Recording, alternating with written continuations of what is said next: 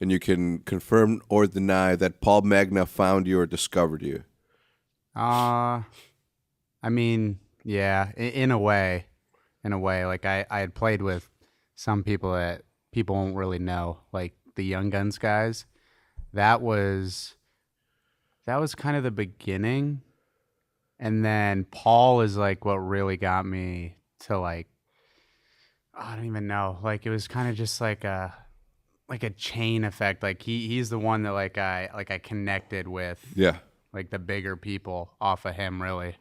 And but yeah, I don't know. A big part of it was like the Young Guns guys. I mean, they helped me get to events. Young And Guns? I remember those. I remember yeah, that like team. Regrets, Mins, Simply Black. They were like a huge part of it because I played with them for a long time. And you went to events? Yep. The first one was MLG Columbus. What year?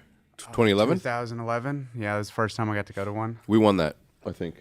If I remember correctly, yeah, it's the first one. I think so. That's the first championship ever.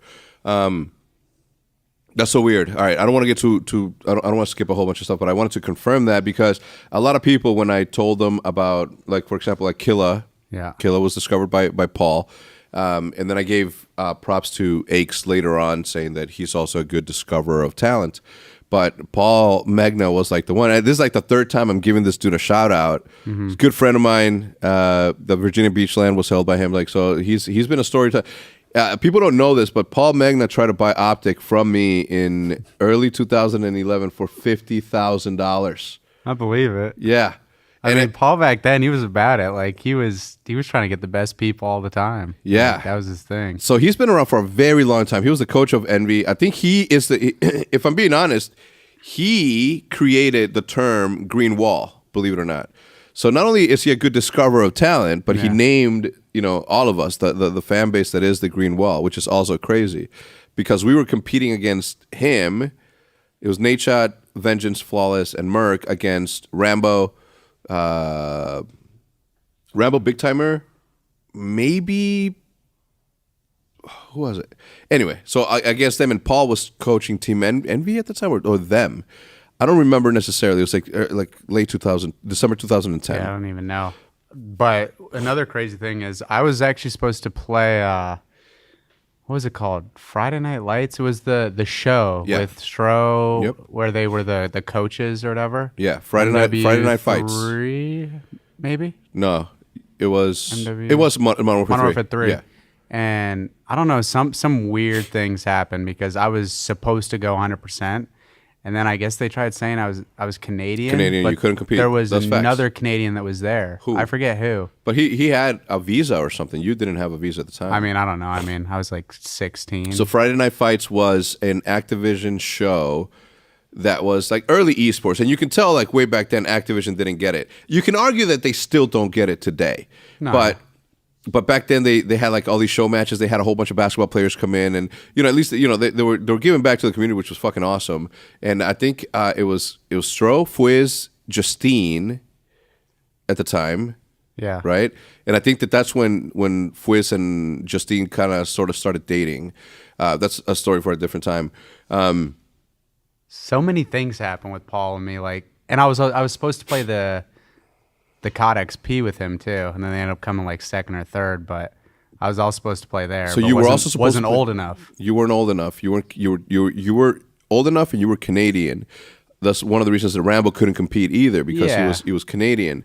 One of the reasons Seth couldn't compete was because he was too young. Yeah. All right, let's take it back to the beginning. We'll talk about Paul a little bit later in the stuff. I want to know your early beginnings. You were born in Toronto, is that right? Or Ontario? Napanee, Ontario. Napanee, Ontario. Yeah. How many brothers and sisters? Just one. One brother, Hunter. Yeah. That's the man. How did you get into video games? And I mean like the regular first video games, because yeah, easy. So I mean, when I was younger, I played like N64, Mario, Sonic on N64, all types of things. And then, like, as long as I can remember, I'd play video games like pretty casually when I was younger, like all the way up until I was about 9, and then I moved to Ottawa in 4th grade.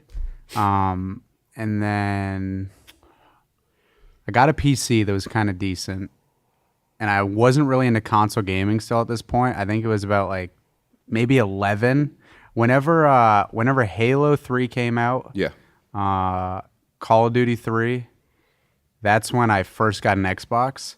And the craziest thing, Xbox 360.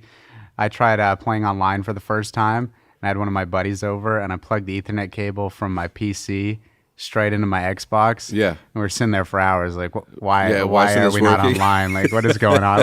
Like I had no idea. I was such a noob. You thought that the internet came from the computer. Yeah. I mean, not from the wall. Yeah, I had no idea.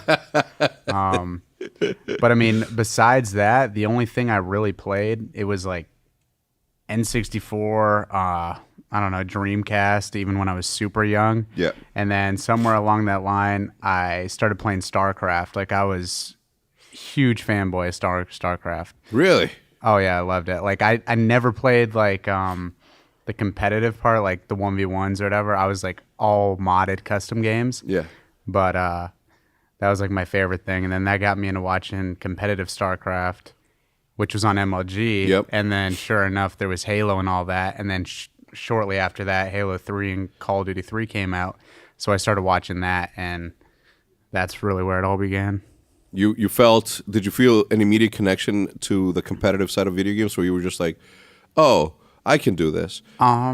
Yeah, like in Halo 3, I don't know, I never got 50, but I was like a nasty SWAT player. Yeah? Yeah, I mean, I don't know, that didn't really mean anything. Everyone laughed like, oh, nice, you're good at SWAT. Yeah. And then, but the big thing was like Call of Duty 3.